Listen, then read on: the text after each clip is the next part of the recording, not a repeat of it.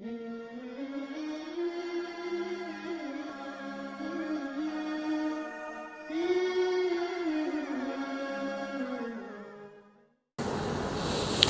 الفتح کے بے شمار فوائد ہیں، لیکن سب سے اہم فوائد یہ ہیں کہ اگر آپ فتح چاہتے ہیں کسی بھی جگہ پر، کسی بھی مقام پر، کسی بھی صورت میں، کسی بھی حالت میں، تو آپ اس کو پڑھنا